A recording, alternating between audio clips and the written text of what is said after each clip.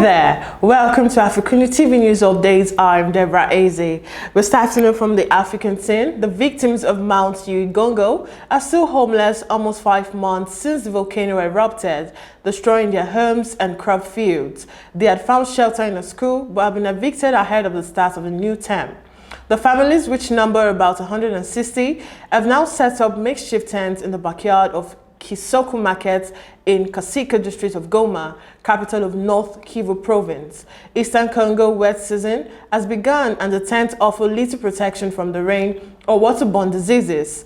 The Goma city government's pledge to find alternative housing for the displaced has now been fulfilled. Moving on, around 300 protesters gathered in Geneva in front of the United Nations headquarters on Monday to call for an independent investigation into alleged human rights violations in Ethiopia Tigray conflict. The protest came as the UN human rights chief said a highly awaited joint investigation was unable to deploy the site of one of its deadliest attacks, the alleged massacre of several hundred people in the holy city of Bazoum. Mr. Bachelet told the UN Human Rights Council that deployment to eastern and central Tigray, where witnesses have accused Ethiopian and allied forces from neighboring Eritrea of some of the worst abuses of the 10-month war. And in Burundi, in an effort to limit the spread of COVID-19, the government of Burundi last week began a compulsory screening campaign for all pupils in boarding schools. This initiative will last until 14th September. One of the screening centers is located in the Sokotea district Kamenge zone.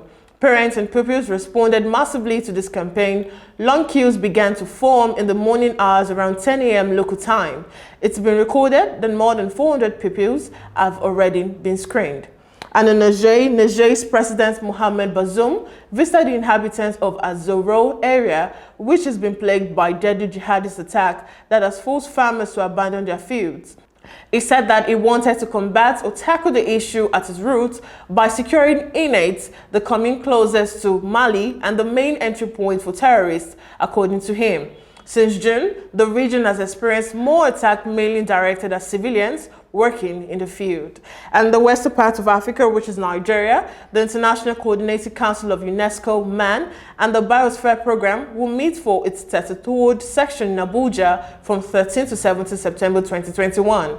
It is the first time that MAB-ICC is held in Africa. The Council will review proposal for new biosphere reserves on 15 September. The meeting comes days after the World Congress of the International Union for Conservation of Nature shone a light on the global biodiversity crisis, stating that more than 8,500 species are threatened with extinction. The Abuja meeting will be opened by Audrey Azoulay, Director General of UNESCO, and President Muhammadu Buhari. And still in Nigeria, 4 days after President Muhammadu Buhari visited Imo State in what many believe to be the presidency outreach to the southeast, and despite directive by Anambra and Imo governors for residents to shun the customary Monday sit-at-home protest in the region. Many parts of the southeastern states were yesterday grounded in observance of the 6th version of the protest since it began on August 9th. The protest had been in solidarity with leader of the indigenous people of Biafra, Mazi Nnamdi Kanu, who had been in custody of the Department of Data Service, DSS, since July 2nd. Economic and social activities were again paralyzed as residents continued to observe the suspended weekly sit-at-home.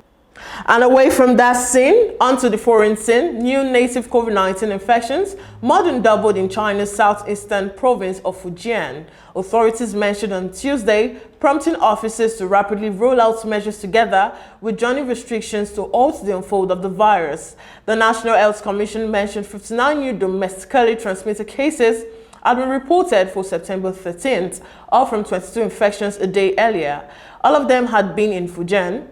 In simply 4 days, a complete of 102 neighborhood infections have been reported in Fujian. The infections come forward of the week-long National Day vacation beginning on October 1st, a significant vacationing season, the final home outbreak in late July to August disrupting journey, eating tourism, hospitality, and transportation sectors. And we move to Russia, where President Putin received Syrian leader Bashar al-Assad in Moscow for the first time since 2015 on Monday, and criticized foreign forces that are in Syria with a UN mandate, the Kremlin said, in a rebuke of the United States and Turkey. Assad's most powerful ally in the decade-long Syrian conflict, Putin last received the Syrian leader in Russia 2018 at a summer residence in the Black Sea resort of Sochi.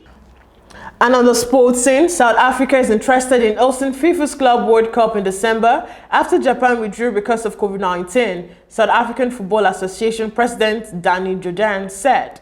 The South African Football Association must get government approval to hold the tournament and meetings with the sports minister, which were also planned by Jordan.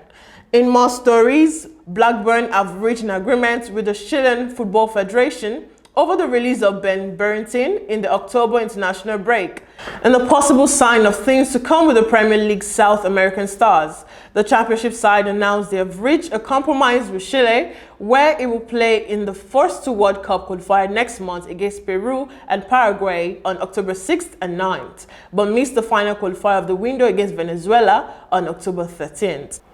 And finally, former Chelsea, Newcastle United and West Ham striker Demba Ba has scored time on his 16-year playing career. He won the Turkish Super League title twice in recent season, with Beşiktaş in 2016 and 17 and Istanbul Başakşehir in 2019 and 20. And that wraps it up on news updates. For more stories, visit our website on AFRICUNIA.TV. Subscribe to our YouTube channel and don't forget to follow us and join Team Empangram. Once again, I'm Deborah Ezeh. Thanks for watching.